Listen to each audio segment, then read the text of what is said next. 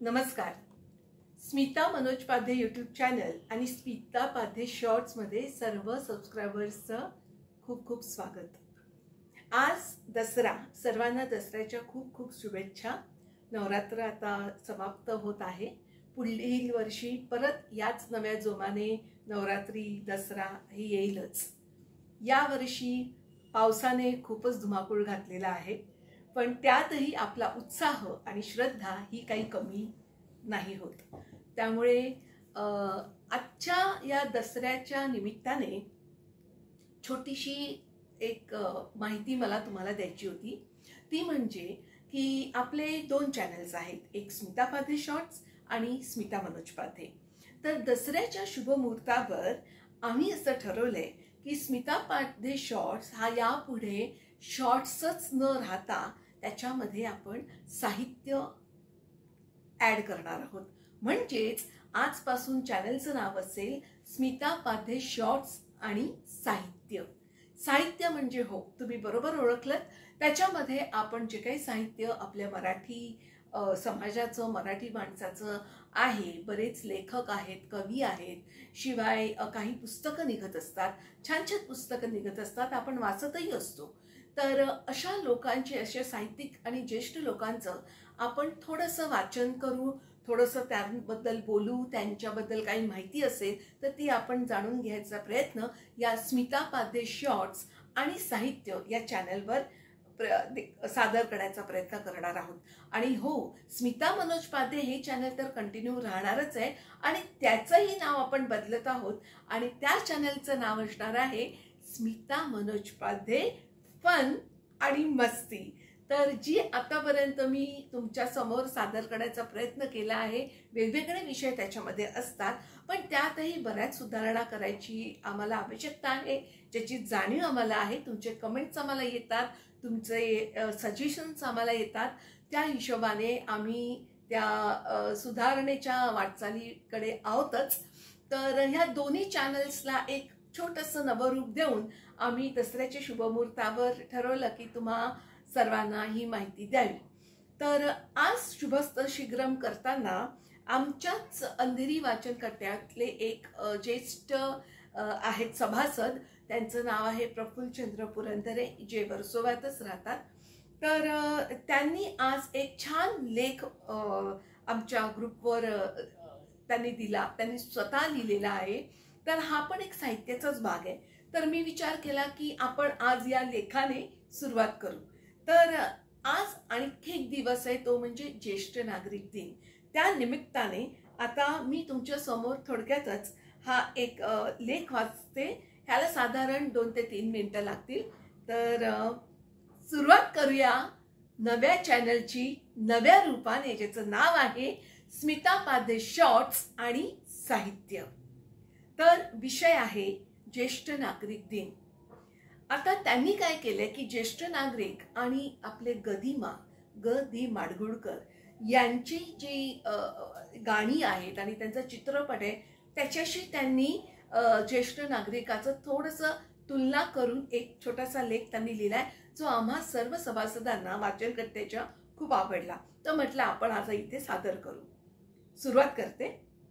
कविवर्य गदिमा यांनी जगाच्या पाठीवर मधील गाण्यात जीवनाचे वर्णन फक्त 3 ओळीत केले आहे.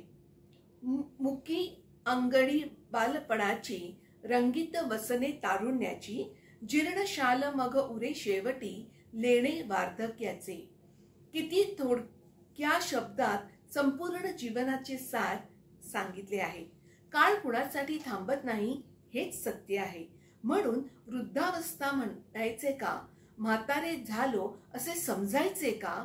खरं तर मावळतीला दिशेने वाटचाल ज्येष्ठांची चालू झाली, तरी आपण बाल्यावस्था, किशोरावस्था, तारुण्यावस्था सुखरूप पार करीत आता आपल्या उपक्रमात म्हटल्याप्रमाणे वृद्धावस्थेत येऊन पोहोचलो आहोत. माझा वृद्धावस्था या शब्दप्रयोगालाच विरोध आहे. वय वाढणं हा निसर्गक्रम आहे. म्हणून आता आपण म्हातारे झालो असे का बरे समजायचे? वृद्धावस्था, म्हातारपण आणि ज्येष्ठत्व यात बराच फरक आहे. म्हातारपण इतरांचा आधार शोधित असते, तर ज्येष्ठत्व दुसऱ्यांना आधार देते. म्हातारपण लपवावेसे वाटते, तर ज्येष्ठत्व दाखवावेसे वाटते. म्हातारपण अहंकारी आणि हेकेखोर असते. विचारले तरच ज्येष्ठ व्यक्ती सल्ला देते, सुचवते. म्हातारपण व्यक्तिमत्व बिघडवते, तर ज्येष्ठत्व व्यक्तिमत्व घडवते. म्हातारपण जीवनाच्या संध्याछायेत मरणाची वाट पाहत दिवस काढत असते, तर ज्येष्ठत्व संध्याछायेत उषः कालाची वाट पाहत बालांच्या क्रीडा, तरुणांचे दीप वरणारे कर्तृत्व कौतुकाने पाहत आनंदाने जीवन जगते. दुसऱ्यांच्या आनंदात सहभागी होते. खरं तर आपण ह्या चारी अवस्थांमधून गेलो आहोत. तसेच आपल्या मुलांच्या पहिल्या 3 अवस्था पाहिल्या आहेत. तर नातवंडांच्या देखील 2 किंवा काहींनी 3 अवस्था पाहिल्या आहेत. ज्येष्ठत्वात शरीर थोडेफार थकले तरी मनाने तरुण व उत्साही राहायला हवे. आता ज्येष्ठ म्हणून मानाने, आनंदाने, समाधानाने जगायला हवी. तुमच्या अनुभवाचा फायदा अनुभव व ज्ञान सामाजिक बांधिलकी म्हणून कुटुंबाला व समाजाला जरूर द्या. वृद्धत्व शक्य तितक्या दूर ठेवा. चेहऱ्यावरच्या सुरकुत्या पडल्या तरी कपाळावर नापसंतीच्या आठ्या, स्पीड ब्रेकर्स पडून देऊ नका. सर्वांचे हसतमुखानं स्वागत करा. तुमच्या स्मिताने सभोवतालचे वातावरण आनंदी, उत्साही करा. सर्वात महत्वाचे मितभाषी व्हा. जग, जीवन सुंदर आहे. जगाबरोबर जगण्याचा प्रयत्न करत राहा. आपली दुःखे, शारीरिक व मानसिक व्यथा उगाचच उगाडीत बसू नका. कविवर्य जगदीश खेबुडकर यांनी छान वर्णन केले आहे. हाती नाही येणे, हाती नाही जाणे, हाती नाही येणे, हाती नाही जाणे, हासत जगावे, हासत मरावे, हे तर माझे गाणे. मंगेश पाडगावकर देखील म्हणून गेले, या जन्मावर, या जगण्यावर शतदा प्रेम करावे. या जन्मावर, या जगण्यावर शतदा प्रेम करावे.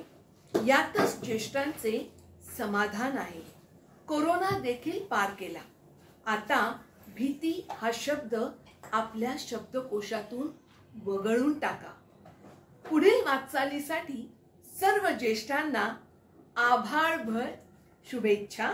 प्रफुल्लचंद्र नारायण पुरंदरे, वेसावे, मुंबई. पुरंदरे काका, तुम्ही खरंच खूप छान लिहिलंय. अगदी ज्येष्ठांना उत्स्फूर्तपणे जगण्यासाठी हा लेख अगदीच जरुरी आणि महत्वाचा आहे. प्रत्येकाने हा लेख वाचावा. मी तर वाचून दाखवलाय, ऐकावा.